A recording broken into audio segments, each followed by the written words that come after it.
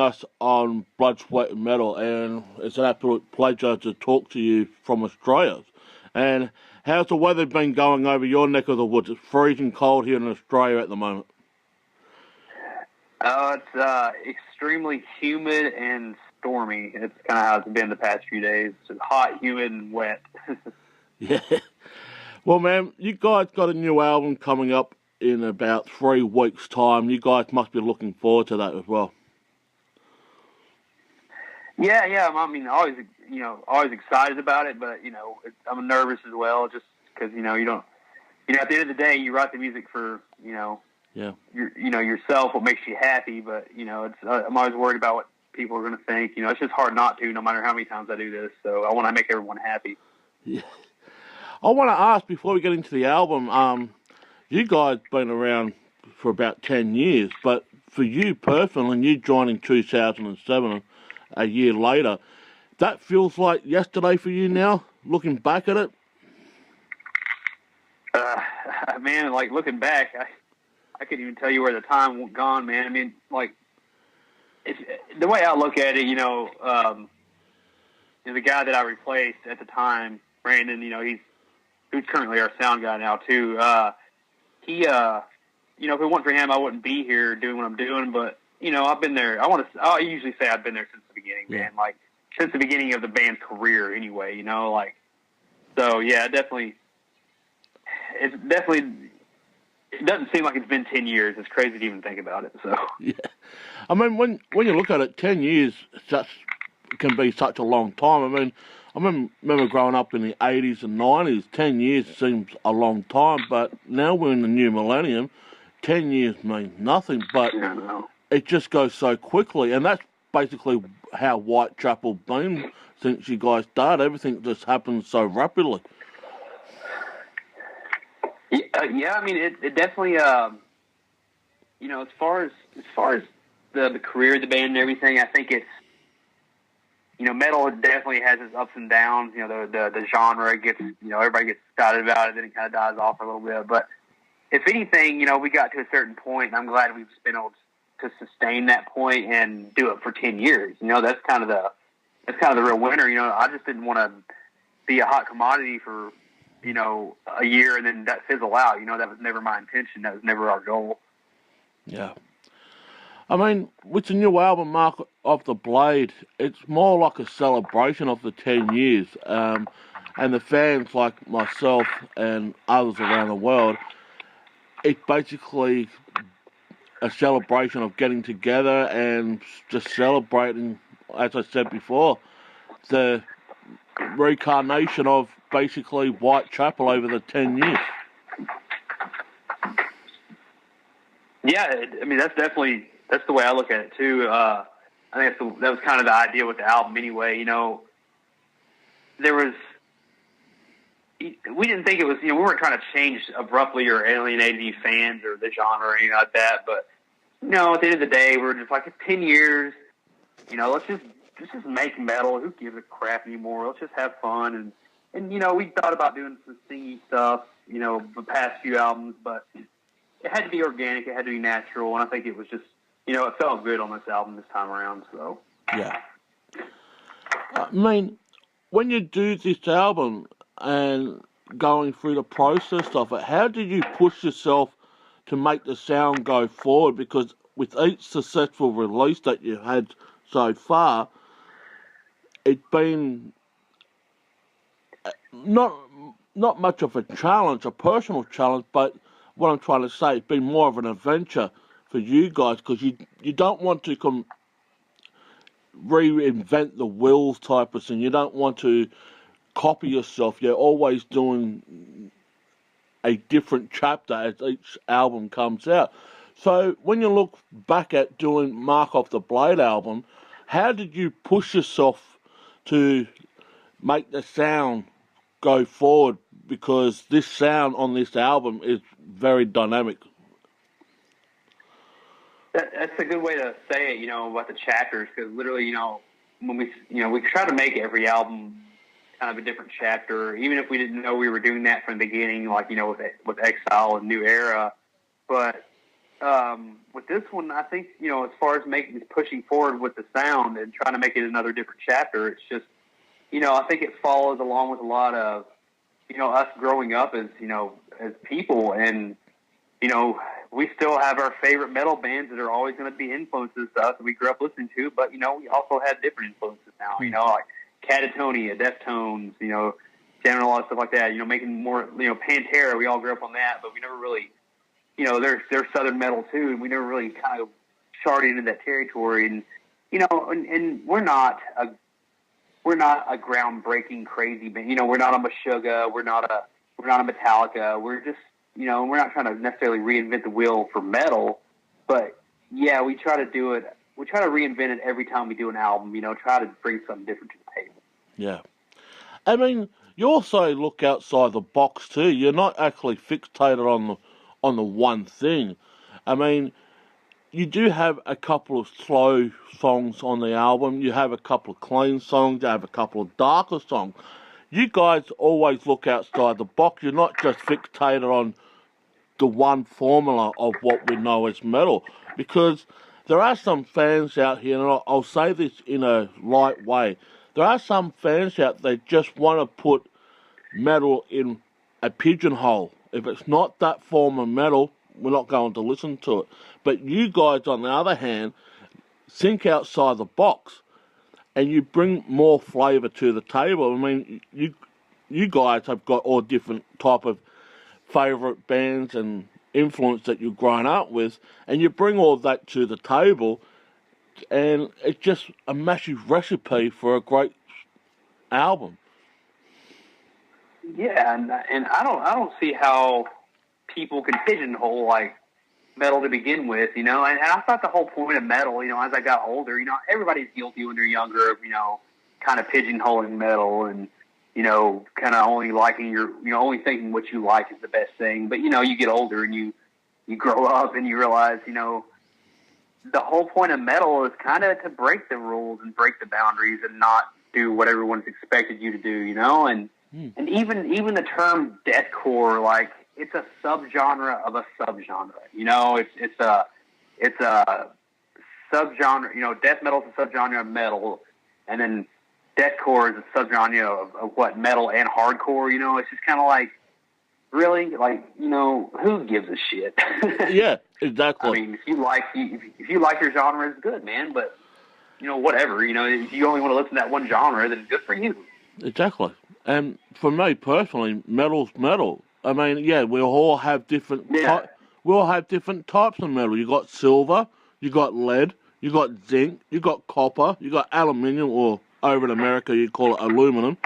But it's all called metal. Yeah, it's all called metal. It's same as the music metal. You got glam metal, thrash, death, grindcore, all that. And for me, it's metal. I don't care. I mean, as long as it's aggressive and it's powerful, it's metal. But yeah, and it evokes emotion. That's kind of the idea with metal. Yeah, I mean, how do you look at that way? I mean, okay, let's take the eyes off the album for a second. But growing up as a fan, and you being a massive fan of the black metal European style type of influence in that. How do you rate the way that the political correctness come into the music scene? Because there are some bands out there that they tend to change their music style to fit a wider audience because of the political correctness. I remember back in the mid-'80s, it started to change a little bit because I remember back before all the parental guidance bull crap and you have to censor everything back then, it was a massive change in the music industry. But now, we're starting to do a 360 or 180. We're going back to the aggressive style because there's a lot of hate in the world at the moment. There's a lot of turmoil in the political governments around the world, and a lot of bands are writing about that as well. But have you seen that? Like, growing up as a fan, you've seen your favourite bands just changed a bit of their music lyrical content because of the parental guidance, censorship and whatnot. But over the last 15 years, we're starting to see a little bit of a 180-degree turn back to the aggressiveness and the passion that was once there. I think a lot of it too, man. Like, you know, yeah, I mean, you're definitely right. There's just, I think a lot of it too now. It's like, you know, especially with America too. It's like everyone's, you know, everything's been done. Like everyone wants to be shocked and awed. You know, everybody's spoiled here, and it's like, you know, how do you get that out of people? You do the most ridiculous, repugnant, you know, try to be the most aggressive and most hateful lyrics possible nowadays. You know, that seems to be the thing to do. And, you know, like, you know, have these really nihilistic point of views, and, you know, it's all shock value now. And I feel like that only lasts so long though, you know? I mean, there'll be another phase where, you know, metal will change again. It'll, you know, everybody will be doing something different. And I think with us, you know, on this album, there's still aggressive stuff, and there's still some negative stuff, but, you know, we kind of grip onto the positive vibe of it too, though. Like, you know, the closing track of the record's real positive, you know, and it gives you more to latch on to. And as I was growing up, you know, with the metal, and, you know, if anybody ever wanted to say, you know, we're trying to, you know, calm ourselves down to go by parental guidelines and, like, you know, singing to, you know, grab a bigger audience, it's just like, well, you know, maybe so, because there's two things right there. There's one, how cool was it when you were younger and checking out bands and, like, you didn't really understand the death metal thing, but you found a band that was kind of in between that kind of bridged that gap for you and made you understand it better and got you into it, you know, because, you know, they weren't as extreme, but they had some extreme stuff, you know. You need bands like that. And on top of that, if you really want to argue with singing, Emperor sang on anthems, like, you know, it's been around for forever. Who gives a shit? Yeah. You know, I mean, like, these crazy black metal bands, and they have operatic style singing on their stuff. I mean, you know, who's to really ever argue that? No one can. And another thing too, I mean, it just, to see the way some of the bands have changed. I mean, we've seen it with Metallica, we've seen it with a bit of Megadeth and whatnot, but more importantly, we've seen it with one of my other favourite band, Kiss. They just basically started out all balls to the wall, and then when it came to the 80s, totally different. They just wanted to be like Bon Jovi, to be the number one MTV hairband type of thing and whatnot. And we didn't really see much of the aggression till about 92, 93, when they dropped all that glam crap and brought out their aggressiveness, their attitude. You know, I mean, I suppose it's a way. Yeah, I suppose it's a way. Go ahead. I suppose it's the way the trend is at the moment. But for me personally, just seeing and hearing a lot of the bands, because I do a podcast like Blood, Sweat and Metal, I've seen a lot of changes over the years. I've seen a lot, and I don't hate the world. I just don't have to agree with most of the stuff that goes on. I just live my life the way I played, and if I like it, I like it. If I don't, well, I'll let you know. Yeah, and not to mention, if you don't like it, it's kind of like, yeah, you know, who are you to down, you know, to put someone else down for liking what they like. You know, it's not just because you don't like it. You know, it doesn't mean it's because someone else likes it. Doesn't mean they're any less of a person. They're, you know, exactly. Sure, they might have crappier taste in music, in your opinion, but, you know, that doesn't mean that's not your right to say that. Who cares? Maybe that's connecting with that person in a different way that you have no idea about. You know, exactly. So. Well, kicking off the new album, it's a song called The Void, and it taps into a Slayer-style aggressive thrash vibe, which I truly love, and all pops to Slayer as well, and they're on tour at the moment.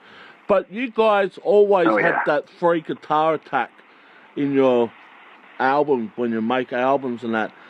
That's what I like about Whitechapel. It's the dynamic of a personal assault with the free guitar attack, and The Void basically taps in wholeheartedly from the top of this album right the way through to the end of the album. No, yeah, I mean, and we don't, the Somatic Defilement, the first album, it had three guitars recorded, through the whole album, and it kind of made it hard to mix, as far as like actually having it from an audio standpoint. But when it comes to the newer stuff, what we'll do now with the three guitars, like, we'll throw a guitar up the middle for certain parts just to make it bigger and have like the left and right guitar kind of doing something different. And, but the whole album, that's just like in certain parts of songs, so it doesn't bury the whole center of the mix with the middle guitar. So now we know how to utilize it now and use it on parts to make it bigger. Like you said, at the very beginning of The Void, it's three guitars right off the bat, just playing. And it works out. We know how to utilize it now, and it just, I think that's something that we've always had. It's kind of weird. I never think about like writing a song that doesn't have three guitars. I'm always trying to think about how can I utilize all three. It would be weird for me just to think about two. Yeah. I mean, another thing I like about it too is like every time when you play in Tennessee and you look out into the crowd, and what really gets a real thrill and a kick for Phil as well is that you see tattoos on fans, and especially the saw blade symbol tattoo on them. Oh yeah. That really shows how much dedication. Yeah, that really shows how much dedication and diehards are out there. And I mean, it doesn't necessarily have to be a Whitechapel tattoo or a chainsaw tattoo. Fans around the world have loved being that fanatical now and putting their own signatures of their favourite bands onto their arm and getting it tattooed. That really must be a thrill for you guys, seeing it out there. Well, here's the thing about metal. Like, metal has the most dedicated, if not fickle and stubborn asses, but they have the most dedicated fan base in the world when it comes to music. No other music genre touches it, if you ask me. And seeing all these people with Whitechapel tattoos, whether it be lyrics, album artwork, or the saw blade, the Tennessee saw blade, that's more exciting than us getting number one on the Billboard charts. That's just, to me, that means that not only does people have something that connects with Whitechapel, that means it's a brand that speaks to them. It's a brand that like they can latch onto, and it represents them, because that just means that something about us is reaching to them and it's helping them, or it makes them proud to represent it.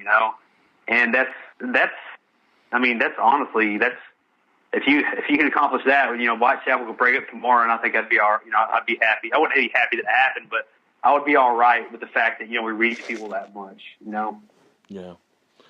I mean, with the other songs like Mark of the Blade off the new album, and a very touchful song called Bring Me Home, that really shows, especially Bring Me Home, really shows you the emotion behind that, and it really is a fitting song. I mean, all the songs off the album is very, very well put together. You can see the passion, whether it's aggressiveness or emotional or not. You guys allow your emotions, no matter how up or down you guys are, out throughout this album, especially with the song called Venomous off the new album as well. You guys really do know how to, just nail it out in the ballpark and just put it out there, because this is something that I believe will be probably up there as one of your best albums of your career right now. I mean, that means a lot. It really does mean a lot, man, because like you said, I'm very nervous about what everybody's going to think about the album. It's just I want to make it the best for everyone and please everyone. And I think that it's kind of hard for me not to write music with emotion. I thought that's the whole point. Yeah. I don't think I could do it without. I want to listen back to my demos when I'm listening to them and writing them and imagining Phil's vocals over them, and just it makes you make that mean, angry, like frowny face when something's really heavy. Like that's kind of what I want that to invoke. When I'm writing, I want to invoke that in myself, and then I want that to translate to the people that listen to it after it's done.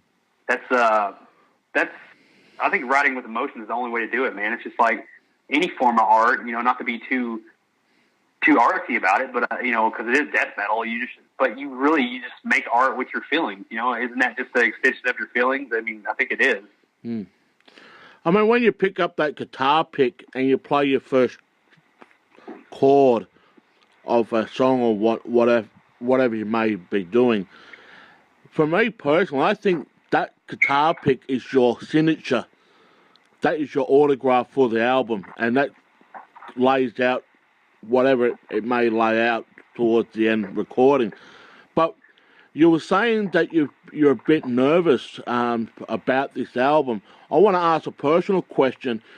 Do you think you could have done more, or are you satisfied with the work you've done for the album, that you may have done it a little bit better, or you feel like you left something behind that you just haven't quite let the fans know really how much hard work and dedication it does to put an album towards it? Well, I mean, you pretty much hit the nail on the head with that question. You know, my thing in my head is like, is this the best Whitechapel can do? You know, what if we had, because, you know, this album, unfortunately, we were a little rushed on it, you know, as far as getting the material and writing, you know.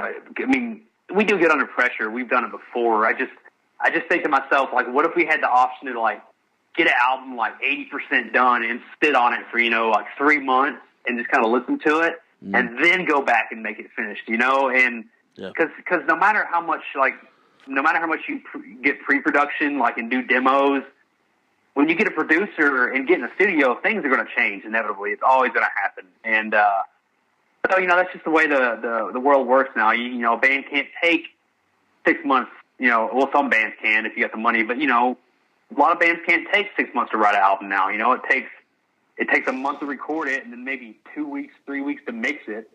And that's it, man. That's all you get. That's all it gets paid for. But,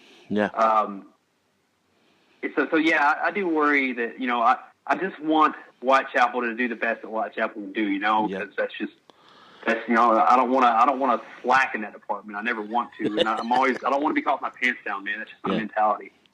I suppose that comes with the perfectional side, and you want everything to be perfect, but sometimes bands out there just miss a little bit off center. But hey, this is a great album. Take it from me. This is a great album, and like I said before, could be one of the best albums of your career right now, because you guys are heading into the summer festival season. You're doing the Warp Van Tour very shortly and a couple of other summer festival gigs as well.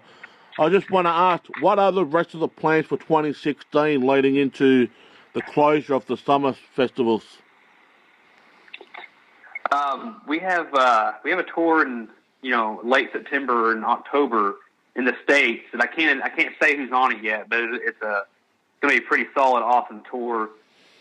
And then after that, we have some stuff in Europe that we're doing. We'll be in Europe for about 3 or 4 weeks, starting in November. And then for the new year, we always usually try to kind of do stuff in the Southern Hemisphere. So we're looking, you know, to hopefully come to Australia or South America or do something, because, you know, touring in the U.S. in the wintertime is kind of hazardous sometimes. So with the winter, but I'd love to make it back down to Australia, man. That's, like I said, that's one of my favorite places to go. Yeah. So. Well, you've done Soundwave down here before, and you also done an Australian tour down here before. I want to ask, how do you separate the festival vibe compared to a headlining vibe? Do you see a difference in that? I mean, it's great to be playing those type of festivals and also doing a headline gig, but for you personally, how do you separate those two? Are you more into just playing the music live for the general public, or do you rather be one of the people that you rather do a headliner over a festival? Because I know some people only get 40 minutes at a festival. Hey, that's probably the best 40 minutes of anyone's career. But at the same token, how do you separate the two? I mean, you guys do a lot of festivals over the course of summer and whatnot. How do you guys separate them more with the live performance type of thing?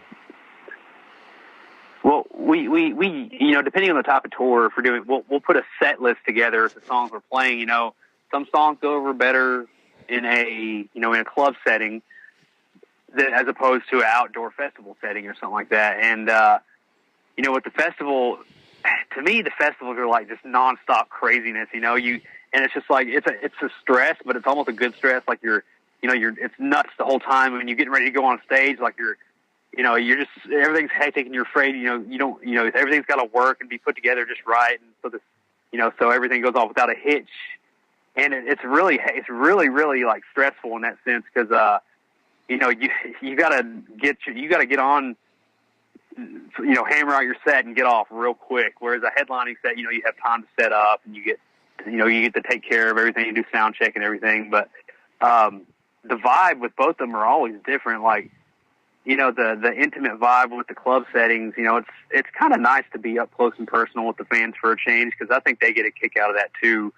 And for me, it's really hard to see myself like they see me, because I don't consider myself, I'm just a dude, man. But they see it differently, and it's hard for me to see it that way. Whereas the festival settings, a lot of people are just there. A lot of people hadn't heard of you, but the majority of the time, those big festivals, everyone's going ape shit because something heavy is being played. And so so I think they're both win-win. It's just an apple and an orange. Both of them are awesome. Yeah. Well, I have to say, thank you so much, Zach, for talking to us. We've been talking for about half an hour for what the record labels have given me. But fans, please go and grab this album. It'll be out in 3 weeks' time at all your participating music outlets out there, and also go on their website. There's some great bundle packs you can grab off the website as well. And Zach, man, thanks for joining us, and I cannot wait to hear more from you guys in the future, and hopefully see you guys in 2017 in the next year, coming down to the Summer Heaven Fair. Absolutely, yeah. No way. I hope we make it down there, man, and thank you for all the kind words, man. I do appreciate that. No worries, and we'll put a shrimp on the barbie for you when you get down here too. It sounds like a plan to me. All right, you take care, man. All right, see you, buddy. Okay, mate. Bye.